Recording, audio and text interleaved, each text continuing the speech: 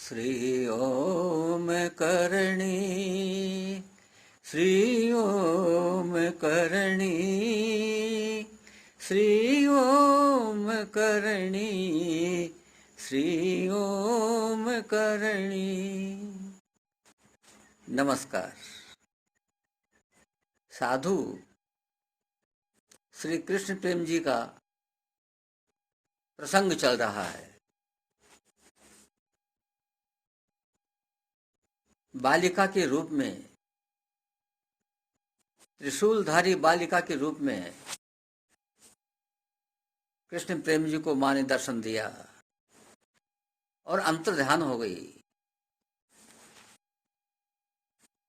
तो संसार के सामने जो स्वरूप प्रकट किया वह तो अंतर्ध्यान हो गया, लेकिन कृष्ण प्रेम जी के हृदय पटल पर स्थायी रूप से अपनी छाप छोड़ गया। अब कृष्ण प्रेम जी भूले भी नहीं भूल पाते हैं। राधा कृष्ण के भक्त ध्यान लगाते हैं कृष्ण का और वह बालिका सामने आ जाती है। ऐसा अंकित हुआ बालिका का रूप अब की सामने से जा ही नहीं रहा है। कृष्ण प्रेम जी कुछ समय गूंदी धोरा पर विराजे, वहां से देश लोक में ही मूंदड़ों के बास में आए और वहां कुछ समय रहे और अपने देश लोक प्रवास के अंतिम कुछ दिनों में वे नेहरू जी में आके रहने लगे। अब एक दिन की लीला देखिए क्या होता है। स्वामी जी भक्ति मार्ग पर आरूढ़ हैं और भक्ति जब परिपक्व होती है तो दो पुत्र पैदा होते हैं भक्ति के, ज्ञान और वैराग्य। ये श्रीमद् भागवत में आया है। वैराग्य तो पैदा हो चुका।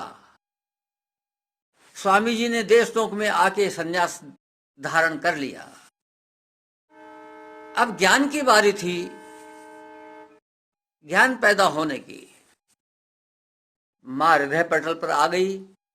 ज्ञान तो अब आना ही है, उनकी भ्रांतियां दूर होनी ही है, उनकी शंकाएं समाप्त होनी ही हैं। नेहरू जी के पास में एक धर्मशाला, जूनी धर्मशाला, स्वामी जी वहीं ठहरे। एक दिन सायंकाल का समय, भूख लग रही, भोजन व्यवस्था के लिए कुछ भी नहीं। मां अपने लाडले को भूखे मरने देगी क्या? जो उसकी शरण में आ गया, बिना कहे शरण में आया है, वो जाना नहीं उसको तो क्या हुआ? आया तो उसकी शरण में है, देश लोक आ गया तो उसकी शरण में आ गया। वो कैसी मां है? वह उसको योगिनी मानता है, वह उसको जोगिनी मानता है, जोग माया मानता है, वह उसको एक साधारण लोक देवी मानता है और इससे बढ़कर कुछ नहीं मानता।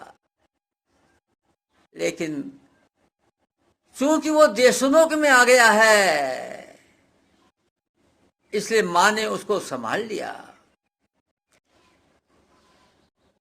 उसकी विरक्ति पूर्ण हुई, वैराग्य संन्यास पूर्ण हुआ।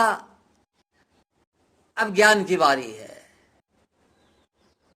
एक वृद्ध महिला आती है, एक थैले में आटा, घी, चीनी आदि सामान लेकर के बोलती है,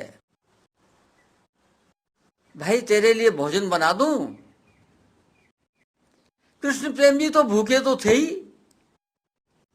तुरंत उन्होंने सहजता से स्वीकृति दे दी। वह बुढ़ी माँ वह डोकरी, जगत डोकरी, जगत माँ जगदम्बा कृष्ण प्रेम जी के लिए हलवा बनाने जा रही है। आटा, घी, चीनी सब साथ में है। अब कृष्ण प्रेम जी से रहा नहीं गया, क्योंकि हृदय पटल पे तो माँ पहले ही बैठ चुकी थी। समझा ये तो माई होनी चाहिए और कोई नहीं हो सकती। मन में विश्वास हुआ कि ये तो माई ही है, तो लपके और माँ के पैर पड़े। जैसे ही पैर पड़ने का उपक्रम किया, गायब माँ। अब कहाँ माँ? अब तो हलवे का सामान पड़ा है, कृष्ण प्रेम जी बना लो और खा लो। माँ तो अंतर्धान हो गई। कृष्ण प्रेम जी फिर विह्वल होते हैं, माँ आप आई भी और फिर गई। आप माँ मुझ पर कृपा करो, माँ कृपा करो। तो आकाशवाणी होती है इस बार, और एक श्लोक सामने आता है। कृष्ण प्रेम जी को एक संस्कृत में श्लोक सुनाई पड़ता है, और उस श्लोक को सुनते ही ज्ञानोदय हो जाता है, ज्ञान का उदय हो जाता है। कृष्ण प्रेम जी को ज्ञान प्राप्त हो जाता है, यह दूसरा पुत्र उत्पन्न हो जाता है। उस श्लोक और इस घटना का वर्णन स्वामी कृष्ण प्रेम जी के शब्दों में।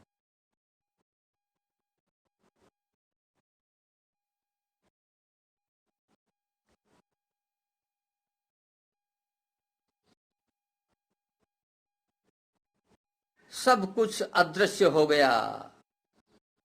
वह आकाशवाणी के माध्यम से दिव्य वाणी में बहुत ही मधुर शब्दों में एक ही श्लोक के माध्यम से मेरी सारी शंकाओं का यह कहकर समाधान कर दिया कि संपूर्ण जगत में जो कुछ भी दृश्य मात्र है वह सब मैं ही हूं।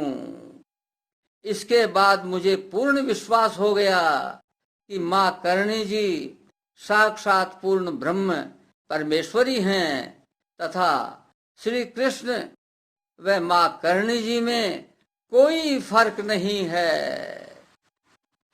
जो श्लोक आकाशवाणी के माध्यम से बोला गया था, उसका हिंदी रूपांतरण आपके सामने है। आकाश, वायु, अग्नि, जल, पृथ्वी, नक्षत्र, सूर्य, चंद्र और तारे, दिशाएं, वृक्ष, पत्ते, सरिता, समुद्र, ये सब ईश्वर के ही रूप हैं, ये सब मेरे ही रूप हैं। जो कुछ भी दृश्य मात्र है उन्हें परमात्मा समझकर अनन्य भाव से प्रणाम करें, यह अर्थ था उसका। तो माने यहां पर अनन्य भाव को महत्व दिया है कि अन्य कुछ और है ही नहीं मेरे अलावा। तो जहां कहीं भी जो कुछ भी आपको दिखता है, सब जगह अपने इष्ट को अनुभव करो। माँ इष्ट है तो माँ को, कृष्ण इष्ट है तो कृष्ण को, राम इष्ट है तो राम को। सारे दृश्य मात्र को यही समझो कि उसके अलावा कुछ है ही नहीं। अन्य अन हो गया, नहीं है। इस भाव से इस जगत में चलना सीखो, इसका अभ्यास करो। यह अभ्यास करने मात्र से आपकी भक्ति पूर्ण होगी। और भगवान कृष्ण ने गीता में 9वें अध्याय में कहा है, अनन्याश्चिन्तयन्तो मां ये जना पर्युपासते तेषाम नित्याभियुक्तानाम योगक्षेमं वहाम्यहम्। जो मेरे को अनन्य भाव से, इस भाव से चिंतन करता है, मेरा अनन्याश्चिंत चिंतन करता है, अन्य कोई दूसरा नहीं है, इस चिंतन से जो युक्त होता है, अनन्या चिंतयन्तो माम ये जना पर्युपासे, यह उसकी श्रेष्ठ उपासना होती है। इस चिंतन मात्र से ही उसकी उपासना बड़ी श्रेष्ठ हो रही है। अनन्या चिंतयन्तो माम ये जना पर्युपासे तेषाम नित्याभियुक्तानाम योगक्षेमं वहाम्यहम। वे क्या करता हूं, प्रभु से योग का उपक्रम, समाधान, रास्ता, जुगाड़ बैठा देता हूं, यह काम करता हूं। यानी वह प्रभु से उसका योग पूर्ण हो गया। जब सारे जगत को वह प्रभु में देखता है, मात्र में देखता है, ईश्वर में देखता है, तो योग उसका पूर्ण हो गया। न कोई ध्यान की आवश्यकता, न समाधि की आवश्यकता, केवल यह चिंतन को अपने चित्त में लाना है और कुछ नहीं करना है। कि जो कुछ दिखता है, जब भी जो कुछ नजर आवे, ध्यान में आवे, यही भाव आवे कि ये सारा संपूर्ण जगत मातृमय है, मेरे इष्टमय है। आज बस इतना ही। नमस्कार।